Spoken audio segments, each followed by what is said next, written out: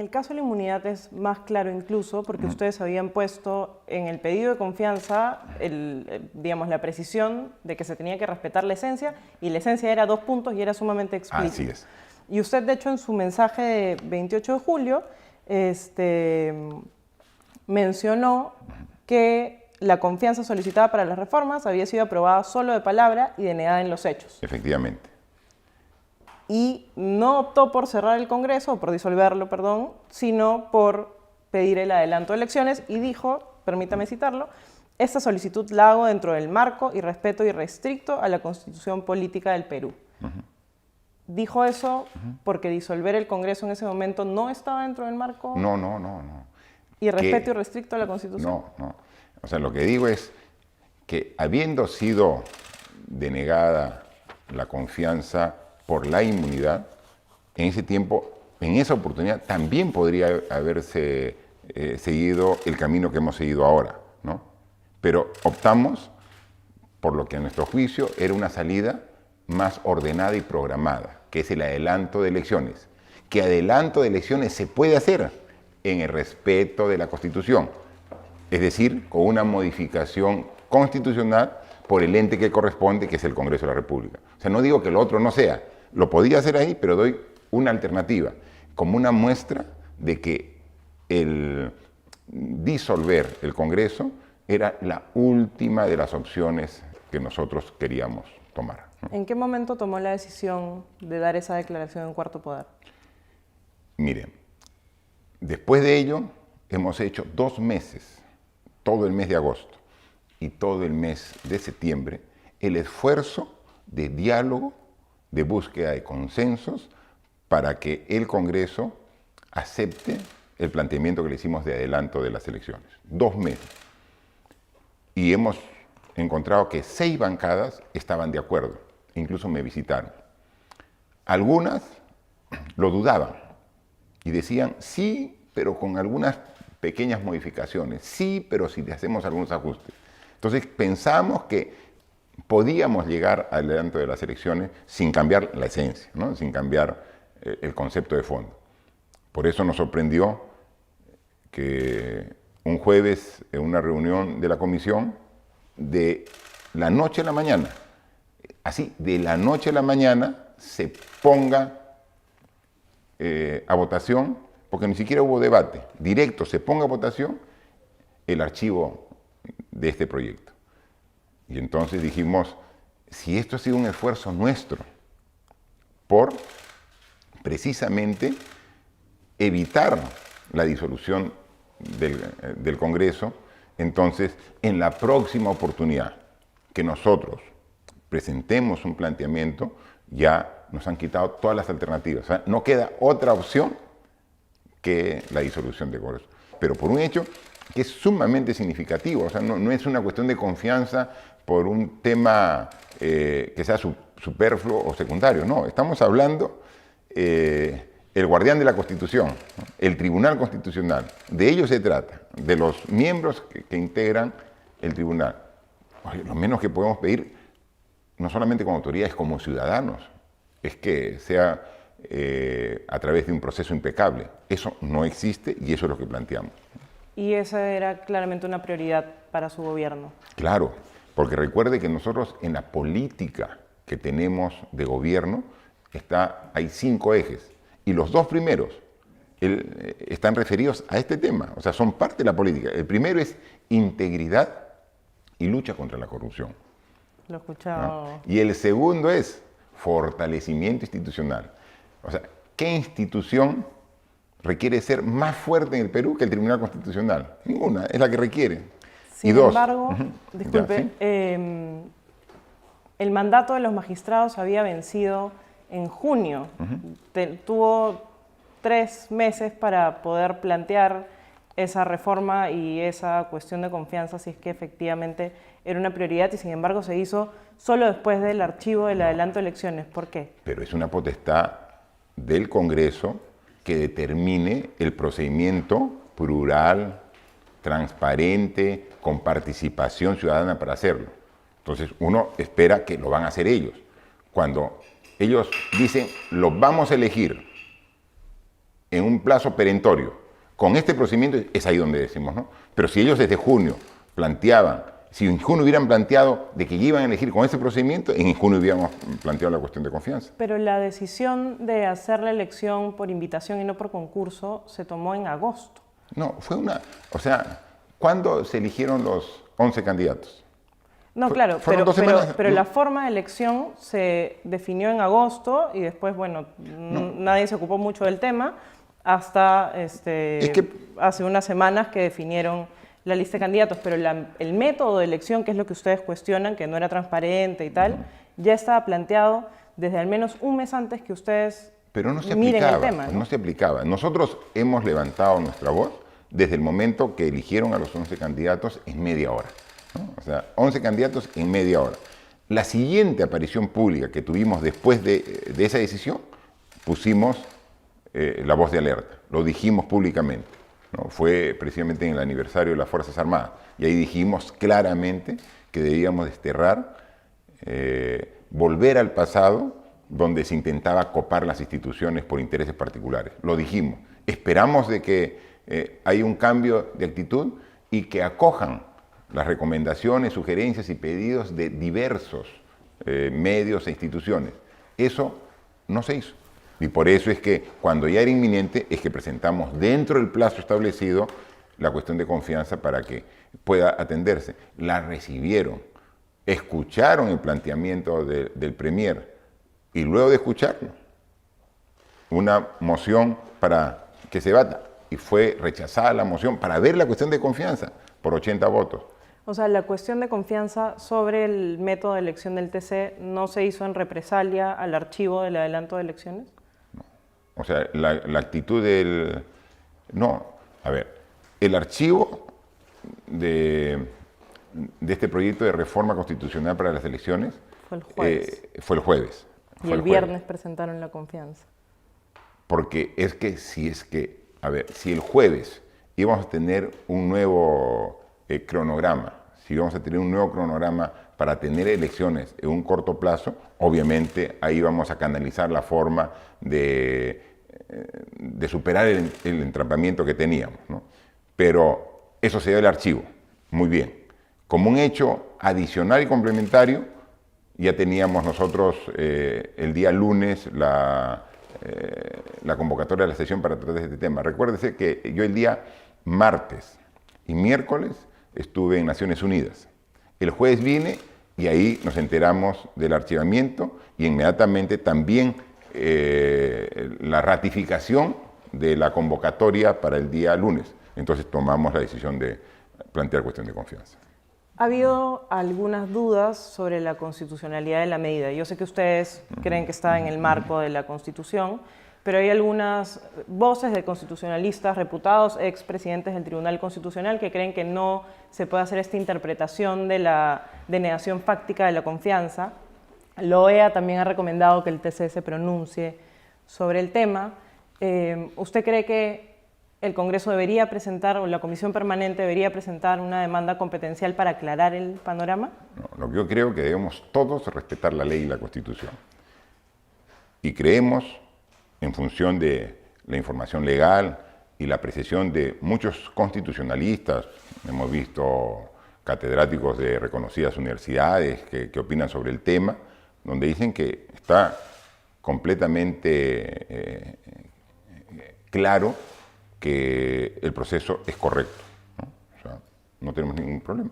Ahora, también nosotros como respetuosos que somos de todas las instituciones, respetamos la independencia de poderes, por un lado, y respetamos la competencia de todas las instituciones. Así que si en algún momento hay una opinión de este o cualquier tema del Tribunal Constitucional, lo acogemos y lo respetamos, ¿no? Lo acogemos y lo respetamos. ¿No le preocupa que, digamos, este ha sido un momento histórico para el país? Como dices, la primera vez que un presidente usa la prerrogativa constitucional de disolver el Congreso. ¿No le preocupa que haya una sombra de duda cuando miremos, digamos, de acá a 20 años hacia atrás sobre esta medida? No, en absoluto, porque van a ver esta acción correlacionada con las acciones subsecuentes, las siguientes, ¿no? Porque normalmente, cuando te genera estas dudas, cuando uno usa alguna institución o herramienta legal para beneficiarse, para alargar un periodo, para perpetuarse en el cargo, ¿qué es lo que ha ocurrido? Podemos ver el 92 o podemos ver ejemplos en otros países. Aquí hay una clara intención de mi gobierno y mía en mi condición de presidente de respetar escrupulosamente el plazo. Nosotros de ninguna manera vamos a estar un día más del 28 de julio del año 2021. ¿No? O sea, vamos a ver, o sea, y por eso, cuando he estado precisamente en el extranjero y he tenido oportunidad de conversar con diversos mandatarios de otros países, me dicen que es un caso sui generis el de Perú, que pretende modificar la Constitución no para quedarse más tiempo, sino para quedarse menos tiempo, ¿no? Así que somos muy respetuosos de las normas, de lo que es mejor para el país, pero también somos muy respetuosos de la democracia. Y este tipo de hechos yo estoy seguro que la van a fortalecer. Usted, en esa entrevista del domingo en Cuarto Poder, y el entonces ministro de Justicia, Vicente Ceballos, en una entrevista al diario, mencionaron que el adelanto de elecciones no era un tema olvidado. Ahora sí, ya podemos decir que el adelanto de elecciones al 2020, de elecciones generales, no es una opción. Mire, veamos, en respeto de las leyes y la Constitución, nosotros hemos planteado el adelanto de elecciones, pero desde que le hemos planteado, se le hemos puesto en manos del Congreso, porque la única institución que puede modificar la Constitución es el Congreso de la República. Y para adelantar a las elecciones se necesita una modificación de la Constitución. En consecuencia, por eso es que el planteamiento fue para el Congreso, para que ellos implementen este adelanto de las elecciones. No lo quisieron hacer y archivaron el proyecto. Luego, los actos siguientes fue presentación de confianza, denegatoria y disolución del Congreso. Ahora no hay Congreso. Hasta Congreso que se va a elegir el 26 de enero. Entonces, ahora en la práctica no hay forma de plantear un adelanto de elecciones. Porque ¿quién lo puede hacer? ¿Cómo se hace el adelanto de elecciones? Una modificación constitucional. ¿Quién modifica la Constitución? Solo y exclusivamente el Congreso de la República. Y el Congreso de la República recién se va a elegir el 26 de enero. No sé qué tiempo programarán las entidades electorales para el escrutinio, tome mando, y ahí recién podríamos hablar con un nuevo Congreso. Pero ahora no hay forma, ni el Ejecutivo, ni la Comisión Permanente, nadie puede hacer un cambio de la Constitución. En consecuencia, hasta que no se elija y no tome posesión el nuevo Congreso, no podemos hablar de cambio constitucional. Y entre ese cambio constitucional precisamente es el adelanto de las elecciones. No tiene un partido político, porque no era afiliado a Peronos por el Cambio, ahora contigo. ¿Cuál va a ser su rol durante esta campaña electoral? ¿Va a mantenerse al margen? ¿Tiene acercamiento con algún partido? O sea, como gobierno, absoluta neutralidad. Las elecciones son el 26 de enero.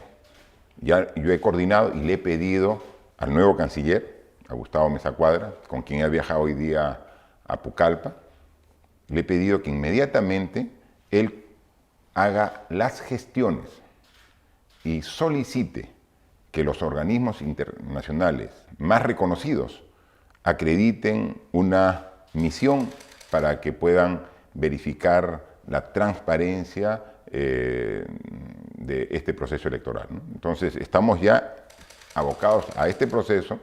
Ya el Jurado Nacional de Elecciones ya hizo un corte en el padrón y hay un cronograma establecido que se está trabajando. Vamos a pedir a observadores de organismos internacionales. Entonces, ¿cuál es el rol nuestro como gobierno? Garantizar la limpieza y la transparencia en este proceso electoral. ¿Cuál es su evaluación del rol de Mercedes Arauz estos días? Usted dice que no es vicepresidenta o es vicepresidenta. Entiendo que es. Ustedes han dicho que no puede renunciar, ¿no? Yo soy ingeniero, no soy abogado. Y exactamente no sé cuál es su situación legal actualmente, ¿no? Y eso justo le he pedido al primer ministro, él sí es abogado, pero que a través del Ministerio de Justicia vea exactamente cuál es su situación, ¿no? porque yo entiendo que hay cargos que son irrenunciables, ¿no? Por ejemplo, un congresista de la República no puede renunciar. Ahora ya no hay Congreso porque se ha usado un mecanismo de disolución del Congreso, ¿no? Pero el presidente de la República y los vicepresidentes sí pueden renunciar. Entonces, si la voluntad, ya como ciudadano, como un derecho del ciudadano, es renunciar al cargo, no creo que haya alguien que te lo pueda impedir. O sea, no conozco los detalles, pero yo no sé, y eso he pedido un informe, si ante la renuncia que ha presentado la vicepresidenta es efectiva, o sea, ya no hay vicepresidenta. O sea, eso creo que es un tema que todavía faltaría dilucidar en función de un análisis técnico un poco más profundo, ¿no? Y más allá del tema netamente jurídico, y yo tampoco soy abogada, ¿usted creería que sí debería poder renunciar si es que eso es lo que quiere? Yo creo que sí. O sea, yo creo que a nadie le pueden obligar a ejercer un cargo que no desea, ¿no? O sea, independientemente a quién se presenta, ¿no? Independientemente que lo dejo en mes partes, se lo doy a mi jefe, lo doy a una institución ajena, independientemente de a quién se presente la renuncia, yo creo que es un derecho de todo ciudadano de renunciar a un cargo que no desea ejercer, ¿no? Yo creo que es eso, o sea, por un principio lógico y racional. Jurídicamente, precisamente, hay que ver lo que corresponda, pero a mí me parece ello.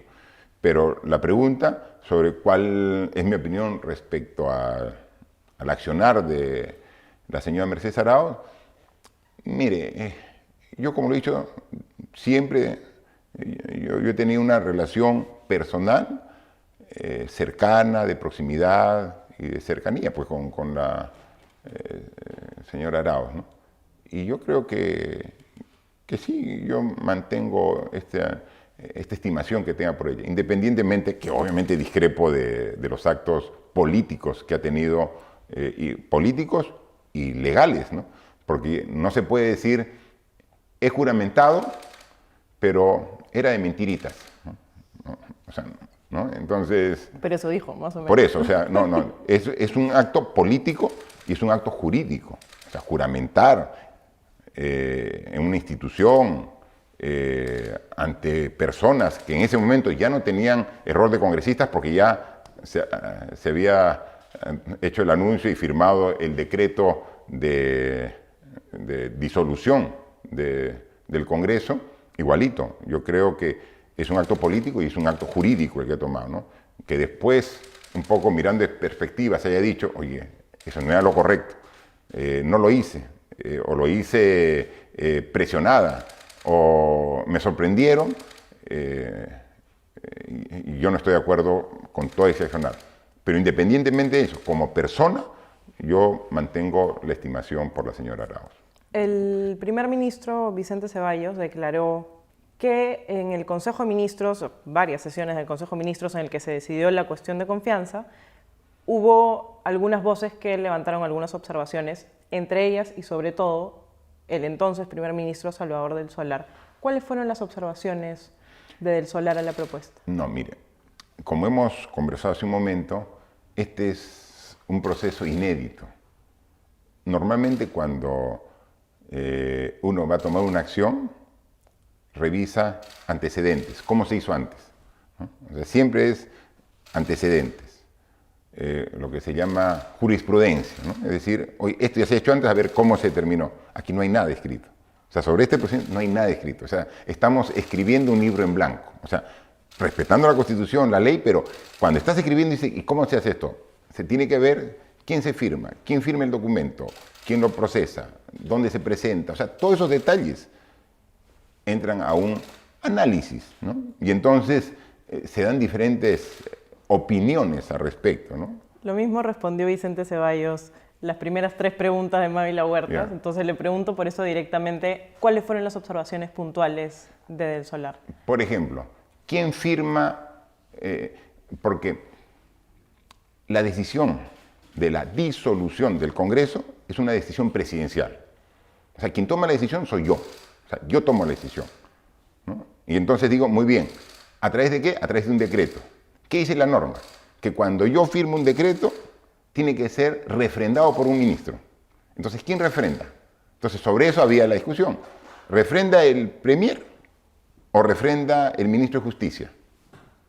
Porque se necesita un refrendo. O sea, no es que ellos quien toma la decisión soy yo. Porque alguien ha dicho que también tenían que firmar todos los ministros. No, este no es un acuerdo de Consejo de Ministros. Esta es una decisión presidencial, ¿no? O sea, yo asumo la responsabilidad de este acto de disolución, porque está todo el proceso al que hemos llegado y está plenamente justificado, legal y constitucionalmente. Entonces tomo la decisión, pero yo no puedo firmar solo un decreto. Alguien tiene que refrendar, un ministro. Y entonces, oye, pero no dice, ¿y quién lo refrenda? El ministro del sector. Oye, pero esta es una disolución, o sea, puede ser cualquier ministro, entonces ahí es donde están los análisis. Cualquiera lo puede hacer. Tiene que ser el de justicia. Oye, esto tiene implicancias en todo. O sea, no tiene que ser, no es un tema jurídico, es un tema que altera todo el gobierno en su conjunto, todo el Estado peruano. Entonces, o tiene que ser el Premier, ya, muy bien. Y luego, se tiene que hacer, ¿y cuál? Porque tiene que cambiar el Premier, porque es un nuevo gabinete. Entonces, ¿el refrendo es del antiguo o del nuevo?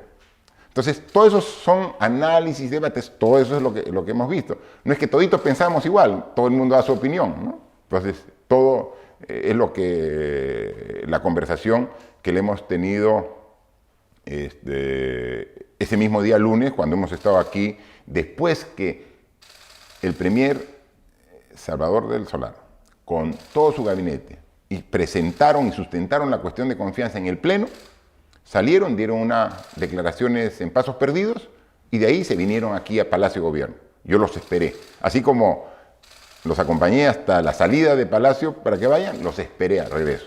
Y de ahí hemos estado en una sesión continua hasta que di el mensaje disolviendo el Congreso. Y entonces ahí hemos estado debatiendo y analizando todo cómo implementar la medida, ¿no? Porque ya estaba la decisión tomada. Es una decisión ya que se tomó cuando... que la tomó usted. Así es. Y se la comunicó al Consejo de Ministros. O sea, la tomamos en conjunto, pero quien decide soy yo, ¿no? O sea, quien dice, porque finalmente, y así está en la Constitución, el presidente de la República, ¿no? Puede disolver y convocar elecciones. Exactamente hemos hecho. Entonces, esa decisión la tomamos estando todos, pero yo soy el que digo, ¿no? O sea, no va a decir un ministro, presidente, disuelva. No, quien tiene que ser es directamente el presidente. Y entonces ya muy bien. Eso se dio en dos hechos que se sucedieron, uno a continuación, cuando se pide cuestión previa para que antes de elegir al primer magistrado se vea la cuestión de confianza. Y con 80 votos dice no, rechazado. Entonces ahí ya dijimos, oye, ya rechazaron la cuestión de confianza. Pero veamos que se materialice a través ya de la elección del primer magistrado. Se esperó unos minutos más y se eligió. 80 y tantos votos, se eligió. Entonces ahí era una ratificación de la denegatoria de confianza. ¿Algún ministro cuestionó la constitucionalidad de esta interpretación de la negación fáctica? Ninguno. Ninguno. Ahora, no es que hayamos dicho uno por uno, ¿estás de acuerdo, estás de acuerdo, estás de acuerdo? Simplemente en esta reunión había planteamientos de cómo se le implementa, quién firma, si tiene que... es un decreto, pero tiene que ser supremo. La logística, digamos, es la implementación. Tiene 4 meses para hacer todo lo que había querido hacer antes y que no había podido porque decía que el Congreso no se lo permitía. Porque ahora puede legislar a través de decretos de urgencia con ciertas limitaciones. ¿Qué va a hacer su gobierno en estos 4 meses? Vamos a continuar nuestro esfuerzo por tener resultados en beneficio de la población, pero como bien lo dice, no tanto es porque no tenemos Congreso, ¿no? O sea, no es que, porque tampoco vamos a hacer uso y abuso de decretos de urgencia. O sea, nosotros vamos a hacer estrictamente lo que sea necesario en estos 4 meses, pero vamos a estar enfocados 100% en la gestión ejecutiva para mostrar una mayor cantidad de resultados que si estuviéramos también distraídos precisamente en el entrampamiento político. Así que... ¿Pero tiene algunas ideas puntuales sobre qué cosa le gustaría hacer? Mire, si bien no hay la obligación de una presentación del primer ministro en el Congreso para dar su plan de trabajo, igual yo le he pedido que prepare y seguramente en unas 2 o 3 semanas va a haber un planteamiento de en qué se va a fortalecer el accionar del Ejecutivo para tener mejores resultados en beneficio de la población, ¿no? O sea, no hay ningún tema puntual que estaba siendo bloqueado por el Congreso que ahora ya pueden sacar, sino van a elaborar un plan. Es en general el entrampamiento, es en general en todas las acciones, ¿no? Pero yo le aseguro que vamos a hacer un programa de acciones que lo vamos a dar a conocer en todos los campos para que se note el impacto en beneficio de toda la población. La informalidad es uno de los grandes problemas del país. Usted ha vuelto a nombrar a Edmer Trujillo como ministro de Transportes y Comunicaciones. El ministro Trujillo salió de la cartera la última vez después de que se ocurrió un incendio en un terminal en Fiori y se reveló que había dado más de 100 licencias a terminales en el país. Él luego dio declaraciones al diario diciendo que bueno, había muchas cosas que hacer en el ministerio, que básicamente no se podían dar abasto para todo. ¿Por qué lo vuelve a poner en la cartera? Él en el tiempo que estuvo hizo una planificación y un orden de todos los proyectos de infraestructura que tiene el Ministerio de Transportes. Coordinó estrechamente con todos los gobernadores regionales, son los que más han reconocido su regreso a ese cargo, porque articulaba perfectamente, porque el desarrollo de las carreteras, los puertos, los aeropuertos, la red dorsal de fibra óptica, beneficia a todas las regiones. Y hay un trabajo muy coordinado y estrecho entre gobiernos regionales, municipios y el Ministerio de Transporte.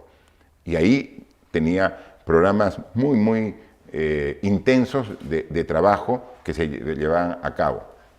Tiene razón, eso no solamente tiene que ver el Ministerio de Transportes, también tiene que ver el tema legal, formal, reglamentario, que eso lo asumió autocríticamente, que no le había dado la misma importancia al tema. Hay lecciones aprendidas.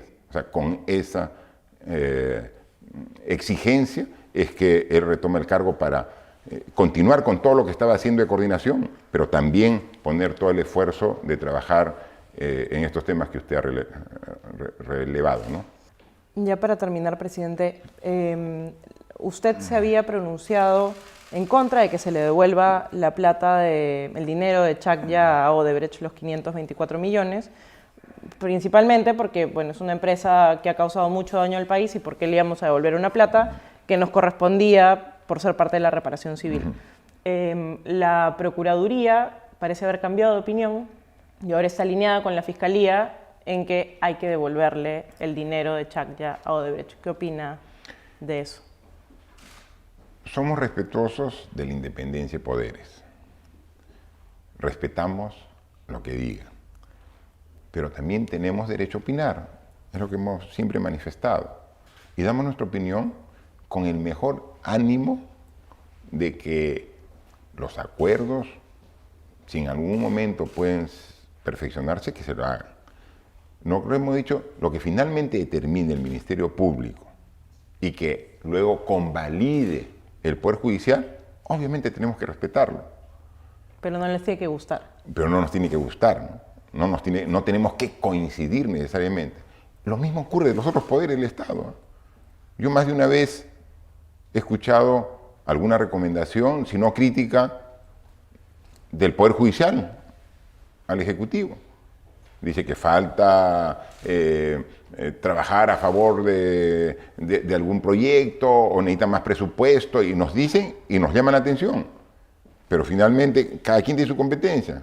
Y el Poder Legislativo, ¿no? O sea, defendiendo las competencias de cada quien, critica permanentemente. O sea, no necesariamente tenemos que coincidir y pensar igual, pero cada quien tiene su responsabilidad. Esta responsabilidad corresponde al sistema de administración de justicia, Ministerio Público y Poder Judicial. Pero sin embargo, lo que finalmente determinan, porque ellos son los que van a asumir la responsabilidad, nosotros lo aceptamos, pero decimos, y lo repetimos, ¿no sería bueno esperar liquidar los demás proyectos antes de volver por un proyecto? Es que en cada proyecto puede haber saldo deudor o saldo acreedor, en cada proyecto. Entonces, ¿qué pasa si cuando, en este caso de la hidroeléctrica de Chaclla, el saldo es a favor de Odebrecht? Muy bien. Y se ha liquidado, no sé, pues, la interoceánica, el gasoducto, el proyecto Chaimochic. ¿Y qué pasa si en nosotros el saldo es deudor, que debe Odebrecht? Y cuando tú dices, ya, págame lo que es, no, ya no tengo. Ya le devolví la plata del otro proyecto. Entonces, si ese es el acuerdo, perfecto. O sea, nosotros no decimos que ese dinero entre a una cuenta del Estado. No, que quede a un fideicomiso, por ejemplo, hasta que se liquiden los demás proyectos. Y si el saldo sigue siendo favorable, se devuelve. Pero, ¿y si el saldo de otros proyectos es desfavorable a Odebrecht? Ya no tenemos de dónde sacar recursos para cobrarnos. Entonces, es en ese sentido, ¿no? O sea, Odebrecht debería esperar a vender todos sus activos y luego vemos cómo están las cuentas. No necesariamente vender, a liquidar los demás proyectos, ¿no? Okay. Porque Chaclla ha terminado y se ha liquidado. Entonces, Chaclla se vendió no sé, a una cantidad, pagando sus deudas, pagando sus impuestos, pagando esto, ha quedado 500 millones. Y dice, ¿eso le corresponde? Sí, está bien. En esa liquidación de ese proyecto te corresponde. Entonces queda a nombre de Odebrecht, pero queda guardado hasta que se vean los demás proyectos. Si finalmente el saldo es favorable, perfecto. Pero si tenemos saldo deudor, en ese momento, ¿qué hacemos? Uy, ya le devolvimos, no hay nada que hacer. Odebrecht, devuelve. ¿Crees que vaya? Sí, toma aquí el saldo deudor. Cuando creo que se ha dicho y se ha comentado, no sé, he visto alguna noticia que en Brasil se ha declarado en bancarrota. Están tratando de entrar a un proceso concursal. No sé, ¿no? Entonces, simplemente, pero finalmente es una responsabilidad y competencia del sistema de administración de justicia. Lo que ellos determinen, nosotros lo... Presidente, Rosa Bartra ha llamado a su gobierno comunismo vizcarrista y hablan de varios excongresistas o miembros de la permanente, hablan del castrochavismo que se avecina. ¿Qué dice a esos comentarios? Mire, después de toda la forma que ha actuado la señora Rosa Bartra, no merece que se le responda nada. Estamos en esta situación, porque ella archivó el proyecto de adelanto de elecciones, ¿no? Imagínense, y luego ha pedido adelanto de elecciones ella.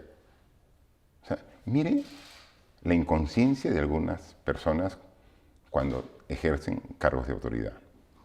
Nosotros siempre hemos dicho que en este gobierno, para cada decisión que tomamos, ponemos al Perú primero.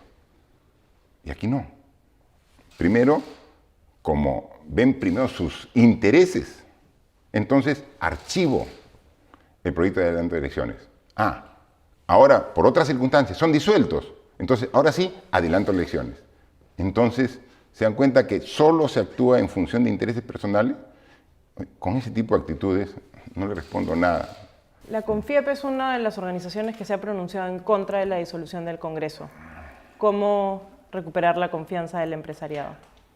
Mire, una cosa es tener la confianza del empresariado y otra cosa es tener la confianza de la CONFIEP, ¿no? Nosotros sí tenemos la confianza del empresariado, que sigue creyendo y que sigue invirtiendo en el Perú. Ahora, yo no recuerdo en el año y medio del gobierno algún comunicado de la CONFIEP a favor del gobierno, ¿no? Así que siempre ha sido contrario la CONFIEP al gobierno, pero el empresariado, y no solamente estoy hablando de las grandes empresas, las pymes sí confían en el gobierno, sí respaldan el gobierno, y a ellas nos estamos refiriendo y a todas para darnos las condiciones para que sigan invirtiendo en el Perú. Presidente, ¿usted tiene intenciones de volver a postular a la presidencia en el 2026? 2026, está tan lejos que... Pero lo pensaría. Hablemos de aquí al 21 primero. Y obviamente al 21 no voy a postular. Por eso no le pregunto. ¿Pero le gustaría volver a ser presidente? Mire, primero tengo que terminar esta gestión. O sea, En otras ahora circunstancias, quiero compartido, con todo mi bancada. esfuerzo, mi concentración, mi dedicación, que esté abocado hasta el año 2021, ¿no? Después, le prometo otra entrevista y hablamos del futuro. En el 2025. Sí. Listo, presidente. Muchas gracias. No, gracias a usted más bien.